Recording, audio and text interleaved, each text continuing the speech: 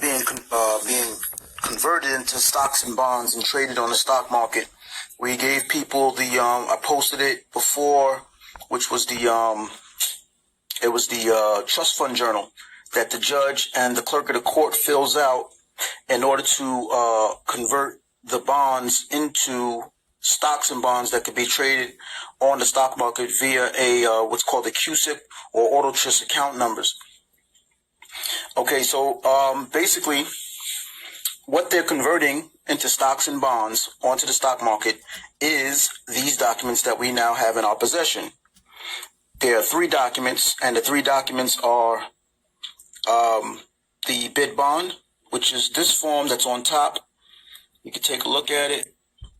And essentially, whenever you see the word bond, we're talking about an insurance policy. So whenever you hear the word bond, we're talking about an insurance policy. All right. So this bid bond, this bond is used by any corporation who is familiar with the court processes and proceedings and stuff like that, and who has information that the court cases can actually be purchased. So when the court case is presented, these bonds have to be filled out, and these bonds are the purpose for them is to take control of the court case and to finance the whole entire process: paperwork, filing fees, the judge's fees to actually handle the case, the clerk, the bailiffs, everyone involved in the court case is paid through these bonds. And the initial bond, it's a bid bond. So that's actually what it is it's a bond that's set up to be bidded for. And this is what they do. They bid on your court case. They bid on, actually getting the court case up and running. And because we didn't have any information about this, this whole process or what have you, the prosecutors are the ones who get these bonds and they fill them out on our behalf. But they fill them out and use them against us. And later on, I have other forms. Here they are, and it shows you exactly how to fill it out. We'll go over that in a minute. But I just want to give us an understanding of what these bonds are and why they're used. So basically, they're insurance policies. And so the initial bond is the bid bond. This is used for bidding on the actual case and, getting the case rolling. You know what I mean? So that's the bid bond there. The next bond, it has to support the bid bond, and each one of these bonds support each other. All right. And so the performance bond is used to be an insurance policy on an insurance policy. This insurance policy is backed by this insurance policy, which is the performance bond. All right. Now, the performance bond, the purpose of the performance bond is to guarantee that the what is as far as the contract is concerned, it's guaranteeing that the contract will be fulfilled, and if it is not, then it will be paid out, and that's the performance bond. So they're actually paying for performance. They're paying for the case to actually be done and fulfilled, the contract for the court case. All right. So that's the insurance policy for that. And then the performance bond is then backed by a payment bond. The payment bond is an insurance policy against the performance bond. Now, the payment bond, the purpose of the payment bond is for anything that is in need of being paid for or compensated. Okay. And so each one of these policies have to be in place. Each one of these bonds, have to be in place. All right. In order for any court case to work. The one who controls these bonds, who has the highest bid on using these bonds, is the one that controls the court case. All right. And the individual that I actually benefited from in getting these documents, because I've been looking for these for quite some time, he actually took control of his court case. And what happened was, as a result of that, the prosecutor was no longer allowed to put any motions or anything into the record They couldn't bring anything into the case or anything like that because the one who controls these bonds is the one who controls the entire case. Why? Because they're paying for everything. They're paying for the court papers, the filing, the judges, the prosecutors, the bailiffs, you name it. Even your attorney, if the attorney comes into the case, if it's a court-appointed attorney, then they're paying for them as well. All right. And this is why when a lot of times when we have these court-appointed attorneys, they come into the case, they only fight so much for you, because they're being paid by the individual who holds these bonds. And oftentimes what happens is the prosecutor takes the bonds and fills them out in place of us. And what I mean by that is they actually fill out the bond and use our names and our information. Okay? This is exactly what they do. This is what I did was I wrote out the bond, filled it out basically as if I was going to do it or file it myself. All right. And the individual that I met that gave me these, he actually did it and he got results from it. All right. He took control of his case and no one was able to do anything in the case. No one. And the judge called him personally, private phone call, and discussed the court case with him and asked him what did he want to do with the court case. All right. And once you fill out these bonds, this is another thing. Once we fill out these bonds, we are then entitled to compensation from the IRS. And I know individuals personally who got their checks from the IRS after filling out these bonds, closing out the court case, or taking the incarceration, which is what I did, taking the incarceration and then cashing out. Just a quick side point with regards to the court cases. Every court case that is brought, and if anybody has ever filed a lawsuit, civil suit, or what have you, anytime you file a court case, there's court fees that you have to pay in order to get that case up and running. This is the exact same process. It's nothing different. The only difference is that the prosecutor takes these bonds, fills them out in our names, because we're not doing it. We're not taking control of the court case by getting these bonds and filling them out. The prosecutor then takes these bonds, forges our name and signature, and they're authorized to do it, because when we go to the precinct and those papers that we sign at the precinct, in order for us to get released, that is our permission. That is us giving them authorization to use our signature and social security number. The social security number is our federal account number. The social security number is our federal account number. All right. The account is real. We use it on our money orders. They have cleared. I have paid off debts and everything with these money orders. So the account is very much real. It's not conspiracy theory or speculation or something that I heard. It's something that I actually done. So it's not a question as to whether it's real or not. It's very real. So now, the social security number is the account number. It's no different than any other regular bank account. We all have treasury accounts, and if you know how to access the account, then you can use it. And the two main things that you will always need regarding, accessing that account, and these companies and corporations, they do it all the time.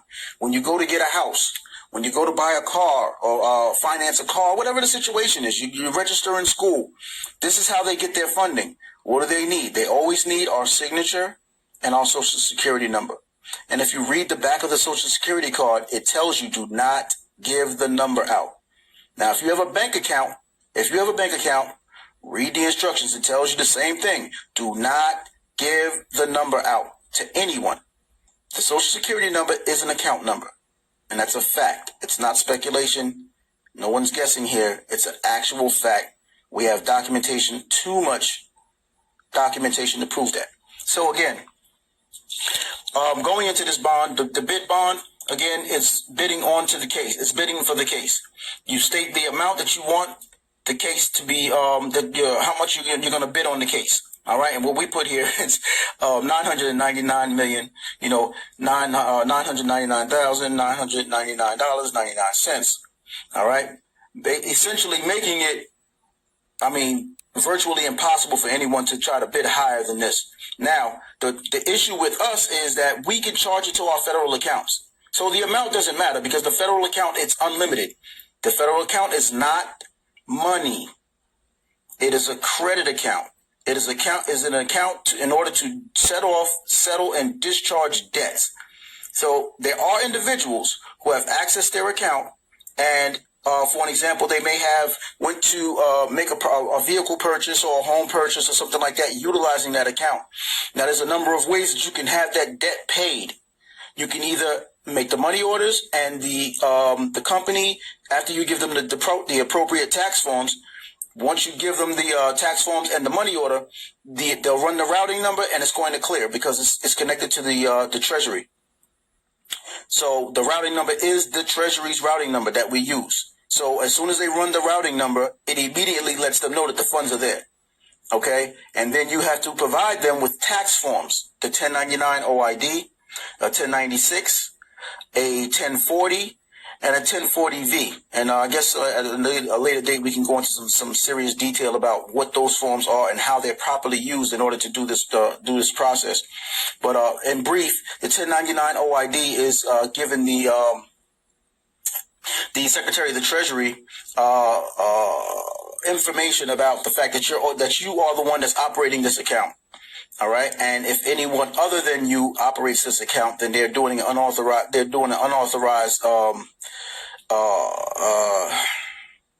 do you want to call it? Not a deposit, but they're accessing the account improperly or illegally because you didn't authorize it. All right, so that's what the 1099 OID does. It informs the Secretary of the Treasury that you are, going into the account and it's authorized. And the Secretary of the Treasury is to, basically supervise your account. Supervise the account. And then you have the 1096, which always accompanies the 1099. Basically, the 1096 is used for the purpose of informing what form or how many forms you've actually filled out as far as 1099s are concerned for that particular year. So the 1096 tells the Treasury, how many forms, how many 1099 OIDs you actually filled out or what have you. It's basically to give them a count, a documented count of how many you're using. And it also establishes when you are going to finish filing forms for that particular year, because it actually has a box and you're supposed to put an X in the box when it's your last filing. All right, so that's the 1096. Then you have the 1040.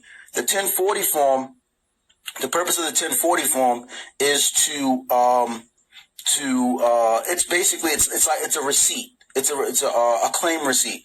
And basically, it's for an example. I'll give us an example. Like you go to a club or something like that. For those who go to clubs, or let's say you do layaway, something like that. Okay. You put your money down, or you submit your coat into the courtroom, into the courtroom, and they give you a receipt. That receipt or ticket, it lets them know when you come back that you are entitled to whatever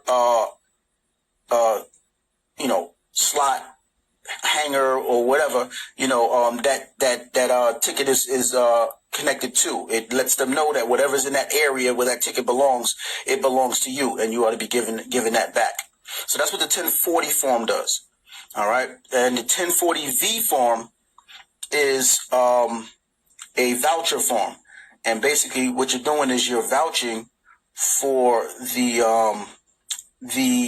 individual who's now accessing your federal account. So you use the 1040V form when, say, for an example, you're going to a dealership, or you're going to do business with a company or corporation, and they're going to deduct the funds from your account. Like you go to do a student loan or what have you. You know what I'm saying?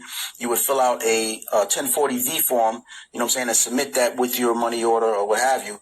And then, voucher form, you're vouching for them to be, a valid individual who is allowed to go into your federal account.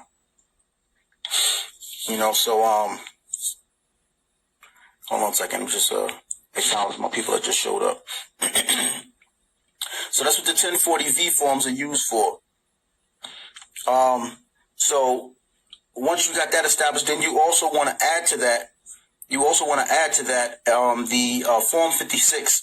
Form 56 is the appointment of fiduciary trustee. So you're going to use the Form 56 as a means to assign the Secretary of the Treasury as your fiduciary trustee, and basically give them the instructions to open the account and allow these people to deduct the amount from the account that you stated on the tax forms and what you put into the money order. So that's what those forms are used for. All right. So when you submit these bid bonds, you're also going to have to submit those tax forms as well. All right. So now here's the bid bond. You're going to put your name. You're going to put your address. All right. And obviously the state. It's going to be a joint venture. All right. The joint, and we'll explain that a little bit later. Actually, we can explain that now. The joint venture is you, the living person, and your legal fiction, or the your corporation that they created with your birth certificate and stuff like that, with your social security number. So this is the account. These two right here make your federal account. All right. Being a living person does not make the account.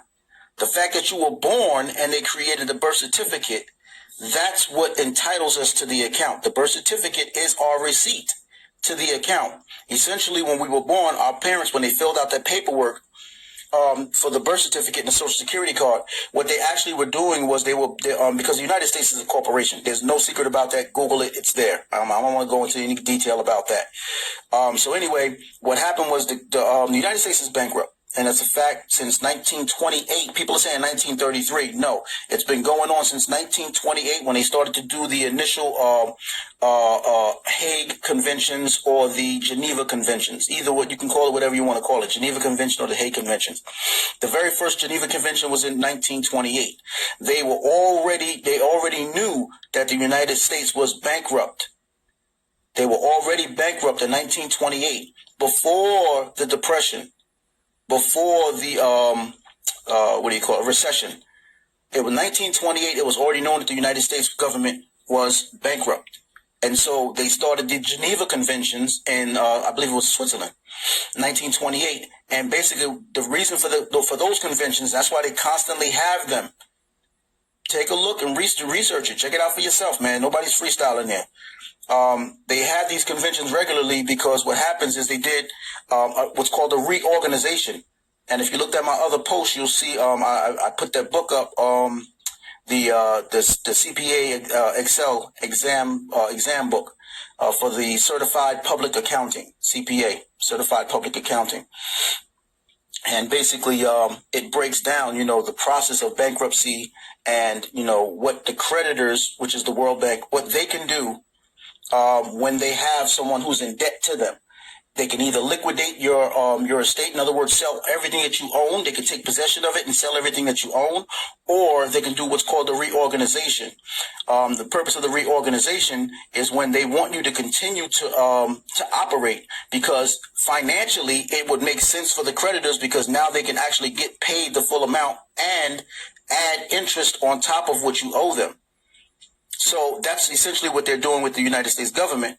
They reorganized the United States government. And in the reorganization, what happens in the reorganization is, the rules can change, and the creditors then control what's stated, or rather how the rules or how the business is going to operate. And hence you have what's called the UCC, which is the Uniform Commercial Code. That is the laws that govern commerce, doing business in every matter. All right. So the original Constitution hasn't been eradicated or taken out. It's simply been moved to the side. So now you have two constitutions operating at the same time. All right. You have a corporate constitution, which is under the UCC, which is what everybody believes which is what everybody's operating under, and they believe that they're operating under the original Constitution, but that's not the case. On the face of things, the operation that the United States is operating under is under the corporate constitution. However, in order for you to operate under the original Constitution, then you have to invoke it and you have to object to the other jurisdiction, the commercial jurisdiction, because the commercial jurisdiction, it's voluntary. But if the individual can trick you into entering into their jurisdiction by questions like, do you understand? And you say yes, then you just agree to enter into their jurisdiction. All right, so that's the corporate constitution. And that is the new constitution that they implemented once the United States went into bankruptcy back in 1928. All right, so they created these laws and codes that the United States would operate under. And it's new laws, but what they did was they did it very, very cunningly, because they knew there were some people who still were quite familiar with what the original Constitution said. So what they did was they made a lot of the things in the corporate Constitution similar to what is in the original Constitution. For one example, just a quick example, in the original Constitution, it says that, we have unalienable rights. In the corporate Constitution, it says that we have inalienable rights. Okay, so now with unalienable rights, it means that it is in unalienable rights. In other words, they cannot put a lien on your rights. They can't take them away. They can't remove them. They can't, deprive you of them. That's in the original Constitution. In a corporate Constitution, which is what this country seems to be operating under for the most part, because people are unaware, it says not unalienable, it says inalienable. And in means that it is in a lienable state. In other words, they can put a lien on our rights. And this is how you drive a vehicle and they tell you, well, you need to have a license. Or you say, well, I don't want to take that medical procedure, and they can force you to take the medical procedure. I don't want to vaccinate my children, and they force you to vaccinate the children. Okay, I got somebody coming. I got somebody at the door. Let me address this, and then I'll come back and talk to you people. All right, that's it. All right, folks, I'm back. I apologize for that. I had a little guest do a little bit of house cleaning and stuff. All right, so essentially that's what it is. You have a reorganization, and they changed the words when they created the new Constitution, the corporate Constitution. What they did was they essentially changed some of the wording in it and removed rights and made them and converted them into privileges.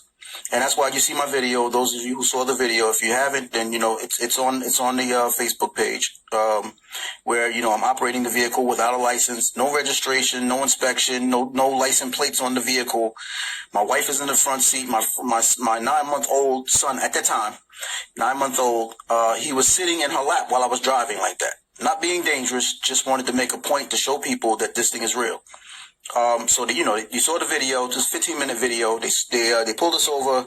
I gave them my documents, let them know I'm not operating under the UCC. I'm operating under the organic Constitution of the United States of America. And, after a few minutes, he came back, gave me my documents. You look at the video, I have no tickets. He was talking about he was going to arrest me. I laughed at him. You don't know, because everyday officers, everyday clerks and stuff like that, the regular people who's just doing a job, they have what's called in law plausible deniability. They're not told this stuff, just like we weren't told and we had to go and figure it out. They are not told this stuff. So they have what's called plausible deniability.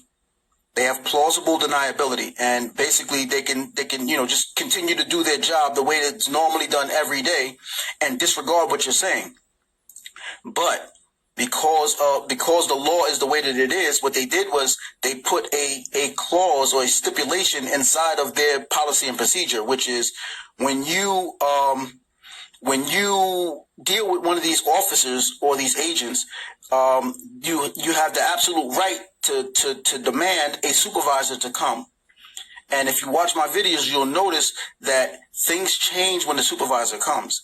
When the regular officer is there, they're saying what they normally say. You're going to lock you up. We're going to do this to you. We're going to handle you, But once the supervisor comes, you'll actually see the whole situation change. And another thing that I would like to mention to the people also is that, and this is every time I experience the situation with these people, when the supervisor comes, they get your documentation, see what you got. You know, they shoot a few things at you because they got to make sure that you are who you say you are and that you ain't one of these dudes running around, learned a little bit of this information and just start running your mouth and then, you're just trying to get over. So they're going to test you. They're going to ask you some things, you know what I'm saying? And if you don't respond properly, they got you. They're going to bag you up. But if you give them the correct answers, the supervisor, and the reason why they call them supervisor is because they have a supervision to see beyond what the average officer will see. And so whenever you request a supervisor, they must get the supervisor. They don't have a choice. They may try to tell you no, but you let them know, no, you have to get the supervisor. I'm not asking you, I'm telling you. You know what I'm saying? So the supervisor comes, they see the documents, they know what's going on. They know, it's an absolute fact. Watch my videos, you'll see it happen every time. They absolutely know what's going on. So what they do is they take the documents, they slide over to the side, they look it over. Yep, looks good. And then they tell the officer, give him back his stuff and let him go. And that's what happens. The supervisor never comes back.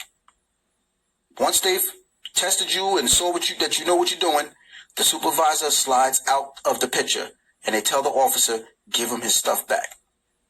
And the officer comes back with the usual sheepish look on their face, looking humiliated and defeated, and give you back your stuff. Sometimes they have a little attitude, but that doesn't matter because they lost. It doesn't matter. You can have an attitude. You lost. So that's what happens. And for some reason, I'm going to figure this out. One of these days, I'm going to figure it out. They always send back the officer who was doing the most talking about what they're going to do and how they're going to lock you up. For some reason, they always give it back to that officer and have that officer come back and bring it to you. I don't know why that is. We'll figure it out later. But anyway, going back to what we were talking about. Okay, so here is the bid bond. You're going to put the all capital name, which is the name that the account is in. The all capital name, not your proper case name. The all capital name, that's what the account is in, your social security number. Then you're going to put an amount in here. All right. You do not have to put this amount. This is what I chose to do. This is a template, by the way, folks. All right. This is what I chose to do because when I take control of my court case, when I purchase the court case, that's exactly what these forms are doing. They're purchasing the court case. You're paying everybody involved in the court case through these forms. All right. And that's why they're insured. I put this amount because I don't want anybody going higher than me. And it's not even likely that they're going to put this kind of money up because a regular court case, it's $2 million per count. So if you got 3 charges, all right, let's just say burglary, forceful entry, and theft of possession of stolen property. Okay, there's 3 charges.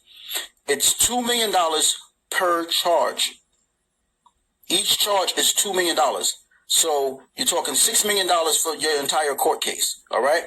So now if you get one of these bid bonds and you put a number like this in there, nobody's messing with that because they're not going to make any money off of it at all. In fact, everything is a loss because nobody can touch the screen. And the prosecutor, the problem with the prosecutor is they must produce the funds up front. And that's why they fill these forms out with our information and then bring the court case against us. And because we don't ask for these forms when we go into court, they body us. All right. Now, there's other ways you can beat the court cases, other things you can say. But this right here ends court cases, period. You go into the court. You have every right by law to tell the judge, release to me the orders of the court. And these are the orders of the court.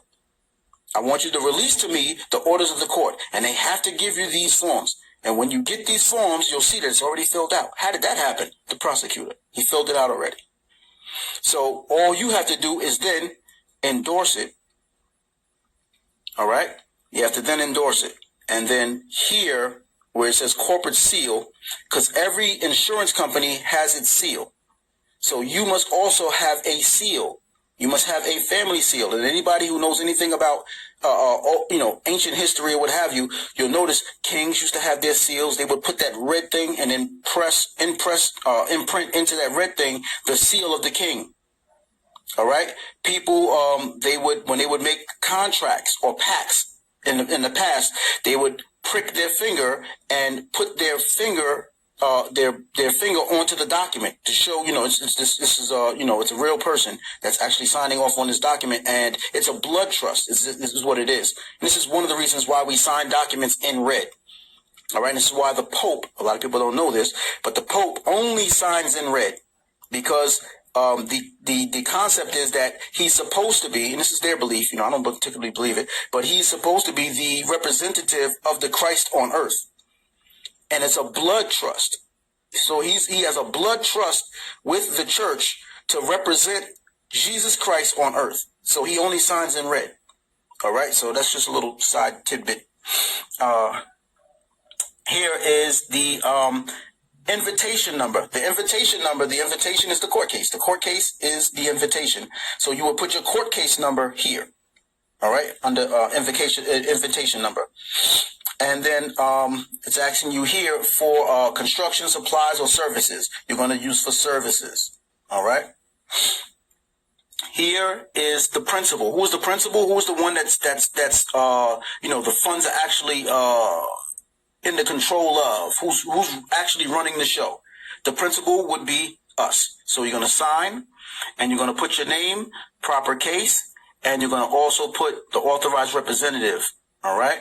And then, of course, you're going to put your seal here. All right. And you're going to do it with red ink.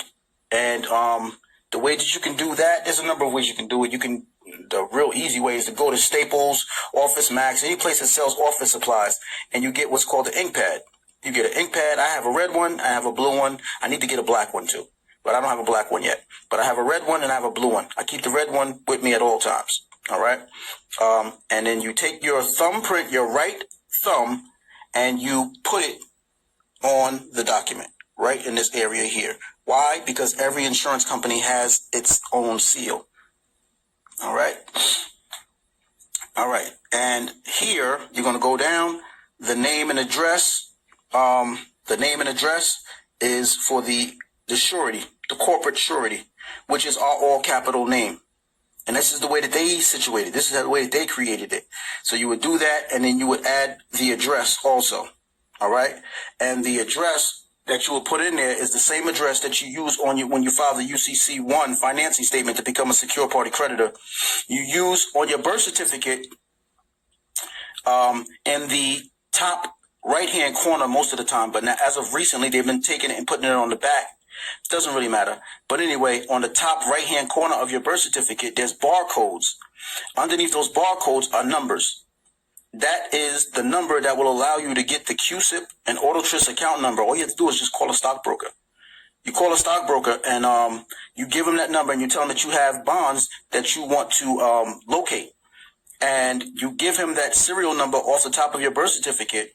And like within about a half hour, they'll come back and give you the QSIP and AutoTrust account number, which essentially is your birth certificate or your social security number with or without the dashes. All right. And it's written about 3 different ways. The first 2 numbers, then a dash. You write out the rest of the numbers together. That is the AutoTrust account number. Then the QSIP number is all the numbers in one line, no dashes. All right. And that's also your exemption number. And then you have the social security number, which is the actual account number. Some little side information for us. Then you're going to sign, right? You're going to sign on behalf of the corporation, which is the corporation that they created in our name. So the way that the corporation signs is like that. Or if you want to develop a different way of actually doing a signature, different than the way that you do your regular signature for the corporation, you can do that as well. Or you could just, do a symbol, sign, whatever, because all of those things in law, if you look in the CPA book, it explains anything that you use, whether it's a sign, symbol, or what have you, that you use regularly to authenticate something being from you, then that is considered a signature. All right. So printing it, that's a signature, if that's how you sign. All right. Then name and title. So you're going to put the name again, all capital name. And I mess around and put it over here because I kind of ran out of space over here. But this ens legis, which means like the legal entity, trust account. And the trust account is the federal Social Security number account. It's in the Treasury. The Treasury has the account. They're controlling the account.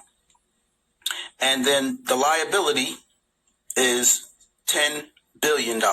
So we're putting our liability will be $10 billion. If anything goes wrong, then $10 billion. Where do we get the $10 billion from? from the same account, the Social Security number, the federal account. So we never have to worry about money. We should not be worried about money. This is why when we go into court, these judges be looking at us crazy, because it's like these people don't even realize that they have unlimited accounts and they're not using them. And here they are, robbing and stealing, selling drugs, starving to survive, and they have an unlimited account, and all they have to do is just learn how to access it. Learn economics, and you will be able to control your account. You won't need for anything. You will not need anything. You just have to learn. And that's what we need to do. So here, what you're going to do is you're going to then put your right thumbprint right there, because that is the seal for the corporate entity, which is the account. So you're going to put your seal, because every insurance company has to have a seal. All right. So if we're using this account now is insuring us as the principal. All right. So they must have a seal. So you put your right thumbprint there, and that is your seal. All right. Performance bond. It's essentially the same thing. We're not going to drag this out. You're going to put your original name, your real name, spell it proper, upper lowercase, your address, right? And then the surety, again, you're going to put the all capital name, the corporate name, and the Social Security account.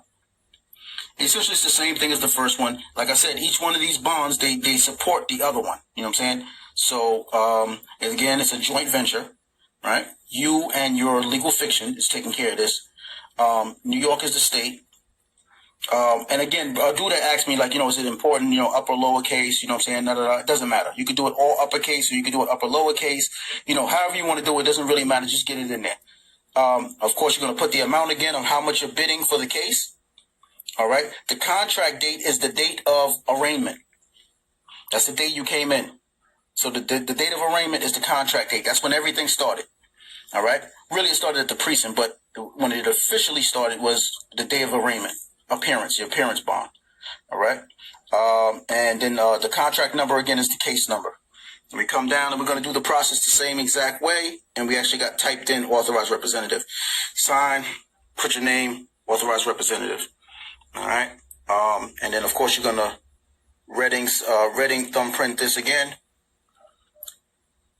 All capital.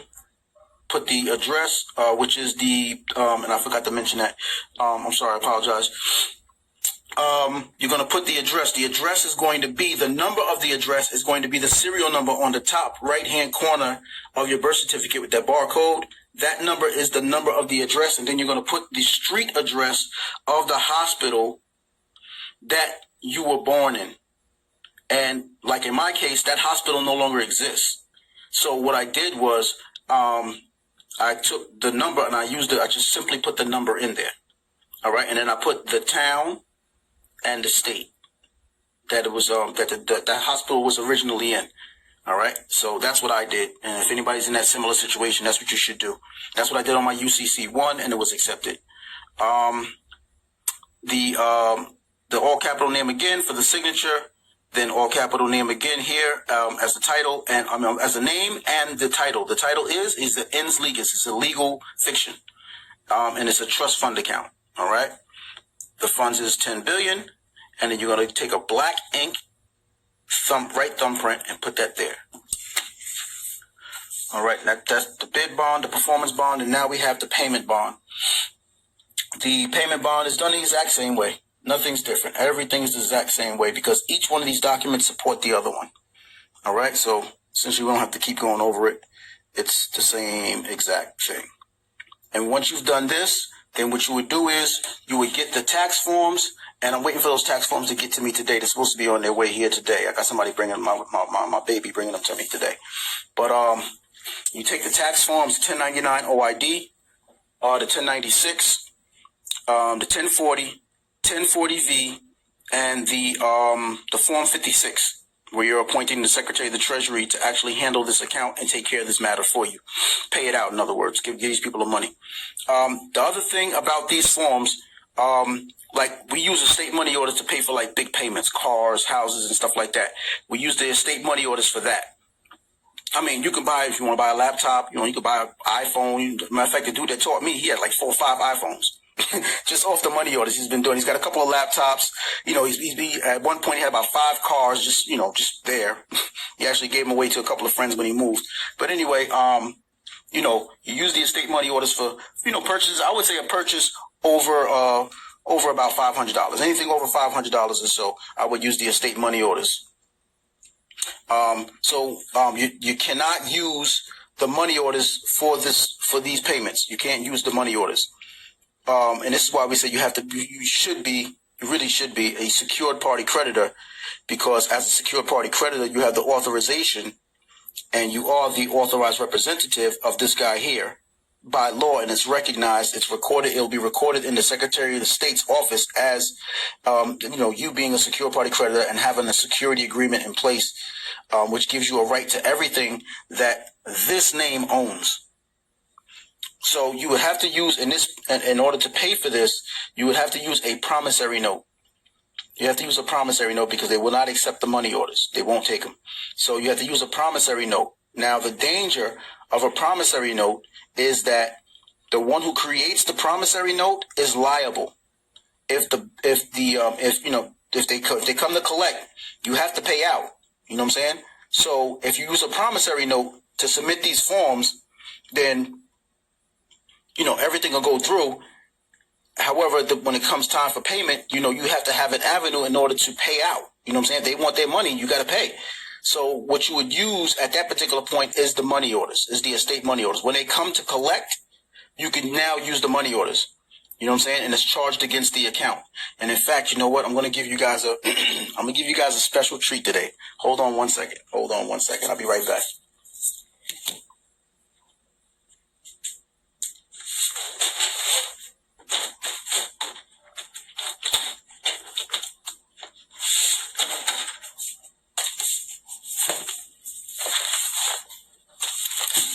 All right, and don't tell too many people.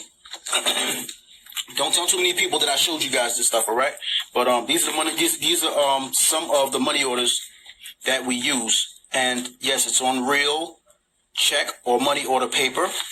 You can actually purchase this stuff. You can get the package. They have packages in any office supply stores, because offices have to pay their employees. You know what I'm saying? And they have to pay them in checks. So they must have real check paper with security features already in them and everything.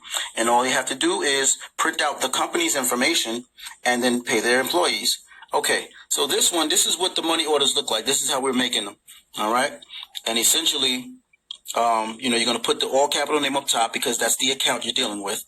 That was my old post office address. This is the number on the top right-hand corner of the birth certificate. That's the bond number. That's the bond that's being traded on the stock market. All right, that's the number that's being used to trade those bonds on the stock market. This is on the birth certificate.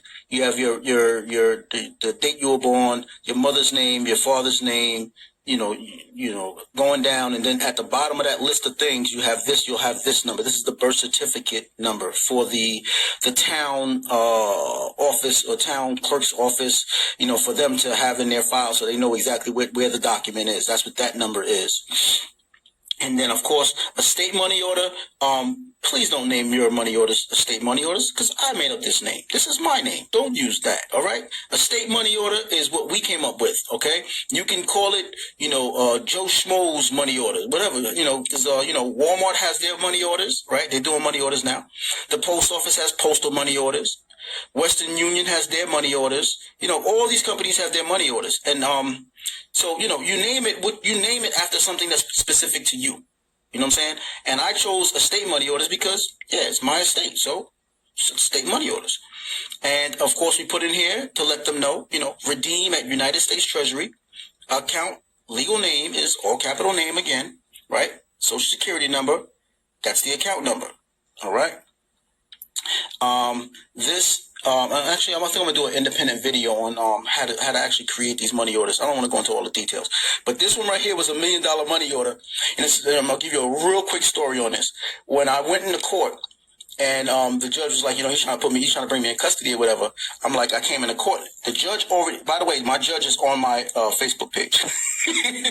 So I don't know if he's on the Legal Crest, but he's definitely on my regular Facebook page. You got to be accepted to come into the Legal Crest. So I would have caught him on that one. But anyway, him, the prosecutor, and some of the police are on my regular joint. Nobody's in trouble. I'm not in trouble.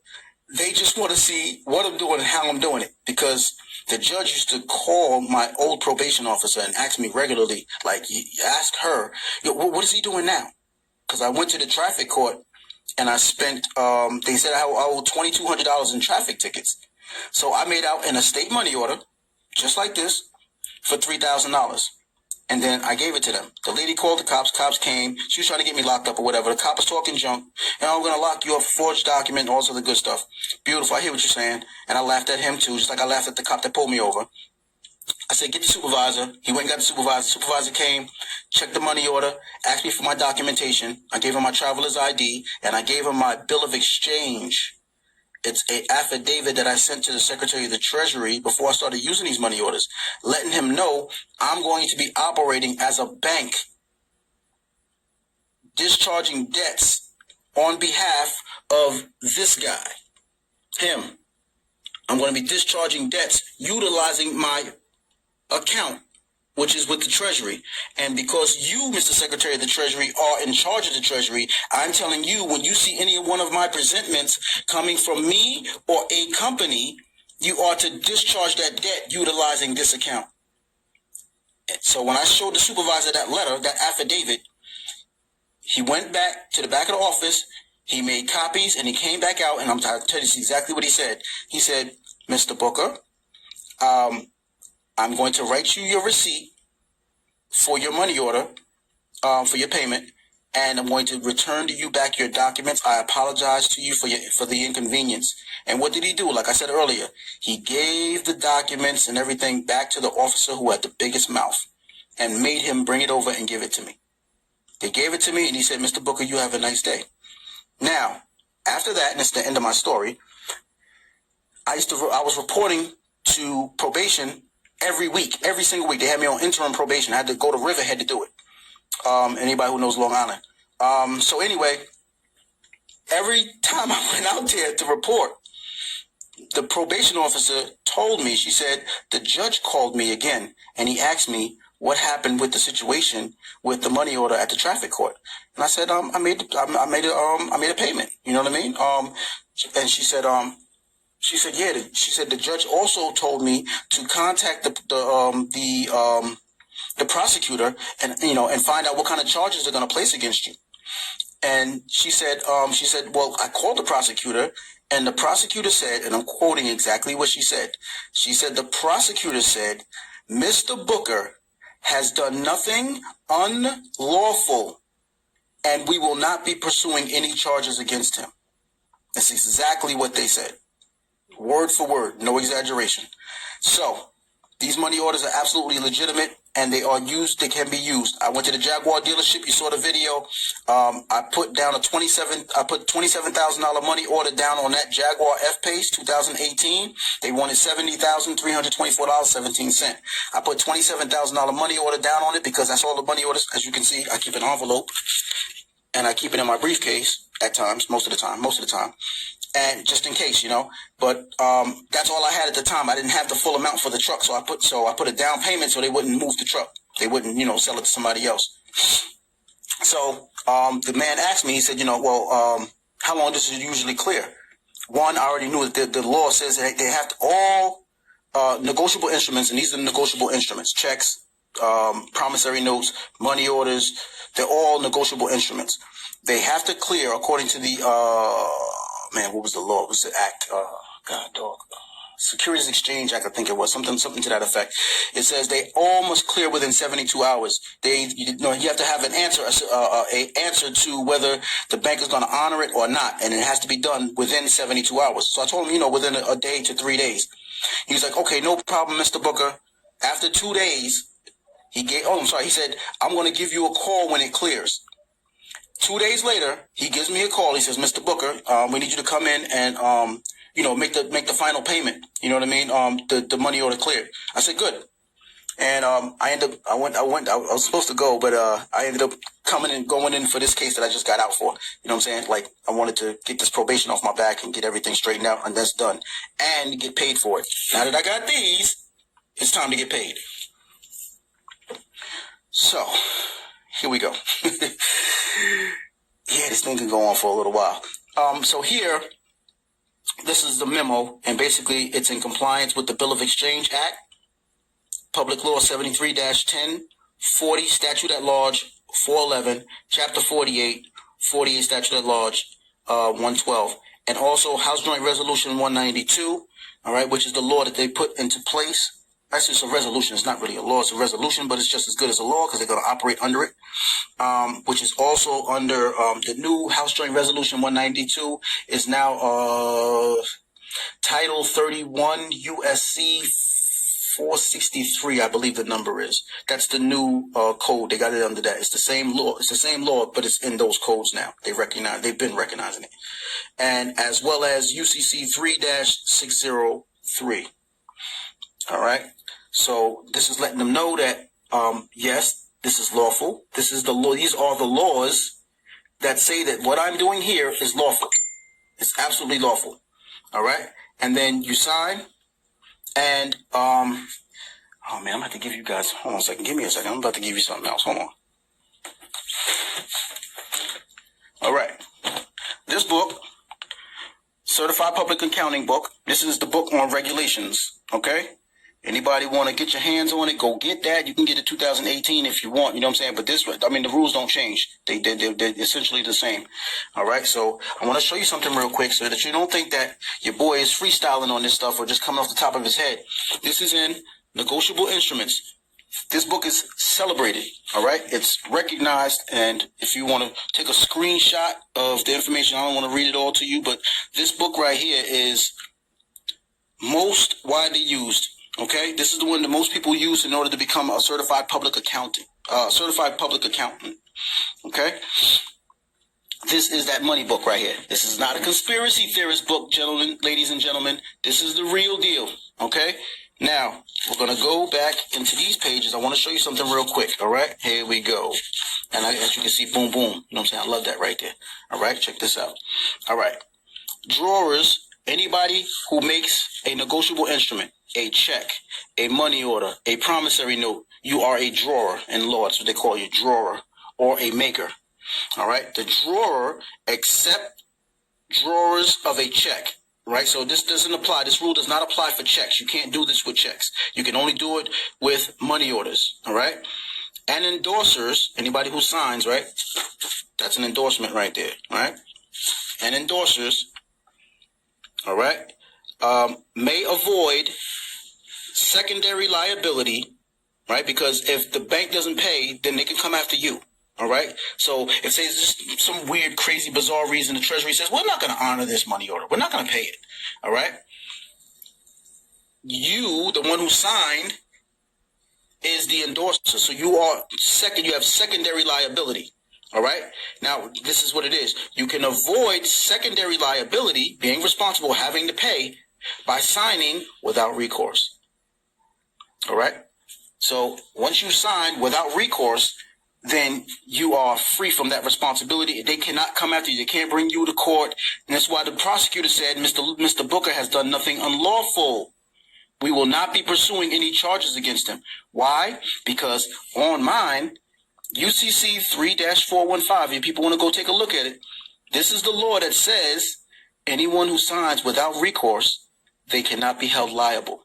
So when I put that on there, that's already letting them know I'm working with this without recourse. And I've avoided secondary liability. They can never come for me. They can only go for the Treasury. They cannot come for me. So now when they want their money and the Treasury doesn't pay, they now have to bring the Treasury into court and then sue them.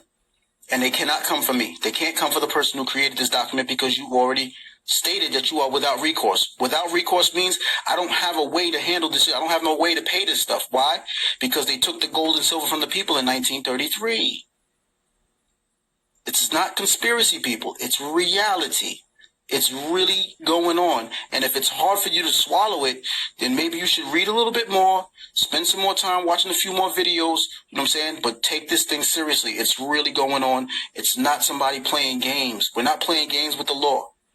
We are going according to the law. And when you know it, they act appropriately.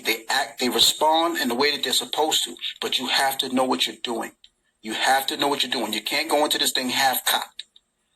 Know what you're doing, do the research, and you will be able to, you know what I'm saying, listen, every American citizen is not supposed to be in debt at all. That's the way the Constitution set it up. That's the way they set this thing up with these laws. But the thing is, the law says they have to tell you that there's a remedy, but they do not have to tell you what it is or where to find it. It is our responsibility to find it ourselves. All right, and that's why when you go into court, what do they tell you? Ignorance of the law is no excuse. Because instead of sitting down watching Love and Hip Hop, instead of watching, rap videos all day, you know what I'm saying? Listening to your music all day, occupying yourself with Facebook, of course. But, uselessly occupying Facebook. You know what I'm saying? Make it benefit you. Make it work for you. You see what I'm saying? Make this thing work for you. You know what I'm saying? Study. Turn the TV off. Turn the music off. You hear my look? You hear anything? It's quiet in here because I'm studying. I'm getting this information, man, because I'm tired of these people putting their boots on my neck. And I'm telling you, my main purpose, aside from myself, is to make sure that these people don't get my babies. They're not getting my babies, man. My babies are going to have this information. They're going to have it. They're going to know it. We're supposed to be learning economics, man. This book and books similar to it. And this book covers a lot. Sales, contracts. Very important. You can see almost every page is marked in this book. I'm on this thing, man. You know what I'm saying? Business structure. We have to learn these things. Agency. And you have to understand what agency is, how it operates in court. Regulations of business employment, you know what I'm saying? Things like property. You have to understand what property is. If you got private property, you better know what property is. You know what I'm saying? And taxation. And it covers a lot of topics, man. It also deals with the relationship between the creditor and the creditor and the debtor. And that's when you go into court. If you haven't established your here it is right there, debtor-creditor relationships. You know what I'm saying? When you go into court, that's how they're dealing with us. They're dealing with us like we're debtors.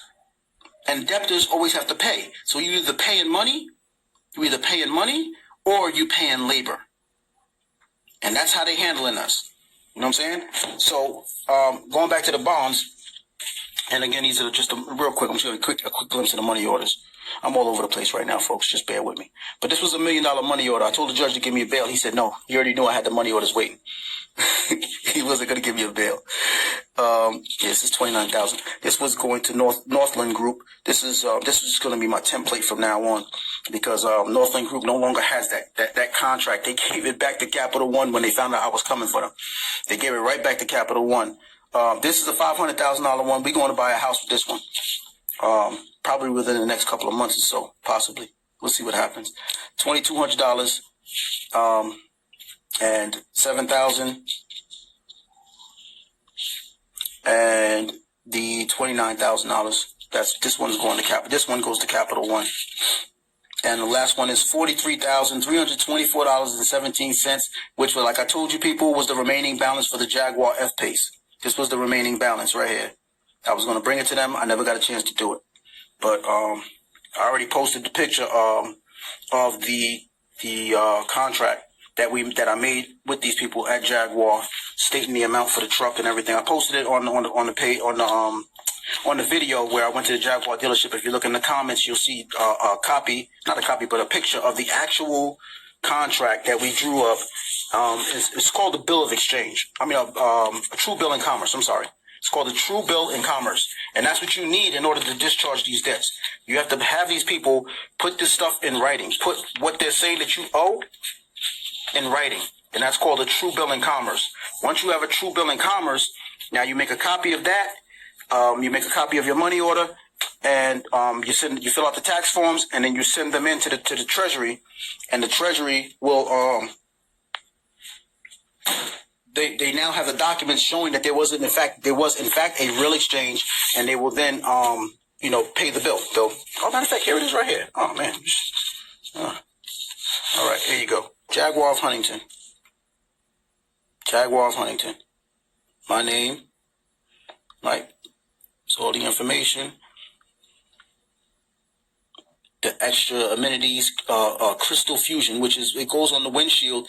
It's like some stuff that they inject into the glass. So like, when you're driving on the highway and a car in front of you hits kicks a rock up or whatever, and it hits your windshield and it cracks your windshield. This stuff here stops that from happening. It stops the windshield from cracking. You know what I'm saying? Some new stuff they put in there. You see how much they want for it, right? These people are serious, man. All right, so and here's the remaining balance of what the truck originally was worth, with the additional fees and stuff like that. All this financing, taxes, and all this other extra stuff. It came out to about $70,324.17. I gave him a $27,000 money order, which leaves $43,324.17. And as you can see, look, money order, and that is the money order number. And if you look at my money orders, I'll show you the numbers on the box. This is the, as you can see, it's very similar to these numbers here, because you can't have the same number. You cannot have the same number because that's fraud. 219, right? So it was before I made any of these. 220, right? 213, it's getting a little closer. 210, right? So it was made right after this one. Right? And back it up a little bit. It's a little fuzzy. Yeah, so this one was made after this one. All right? And you can see, they clearly put it in there. He paid with a money order deposit, and it was $27,000. All right? And the reason why they didn't put the amount in there is because it was an estate money order. And if they put the amount in there, and let's just say, because I canceled this contract, I canceled it because I couldn't make it back. I went into custody, so I didn't complete the contract. They didn't put the amount in there because if I canceled the contract, then they would have to pay me that in cash. They would have to give me $27,000. So they didn't put the amount in there. They just said I made a deposit, and they gave the money order. So all they have to do is check the filing number for the money order, and then they'll find out how much the amount was. When they first gave me this is a trick they be playing too. So people need to notice if you're going to go to these, if you're going to be dealing with these people making these purchases. Oh, this is for the Can-Am too. When I went to go purchase the Can-Am, this is a MSO. This is what you should be getting. It's a manufacturer's statement of origin. All right.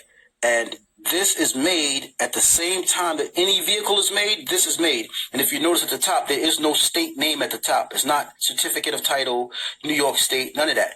This is what you want, because once you register your vehicle, what you actually did in law is you've donated the vehicle to the state, to the government. You donated it to the state. The state now owns it. And then they send you back a certificate of title. This is a certificate of origin for a vehicle. It's not a certificate of title. It's telling you this is the original, the origin. It's coming from the original source. Certificate of title, all right? Which is a MSO, manufacturer's statement of origin.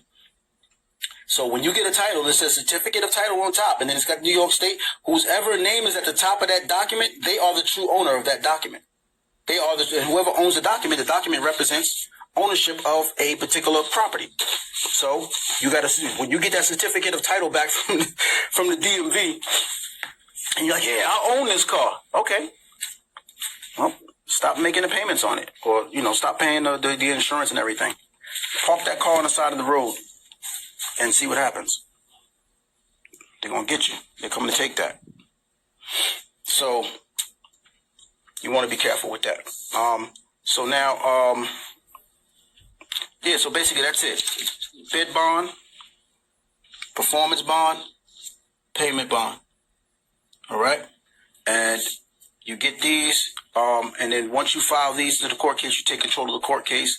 The prosecutor will no longer be able to put any motions or anything into the court case. They can't put anything in.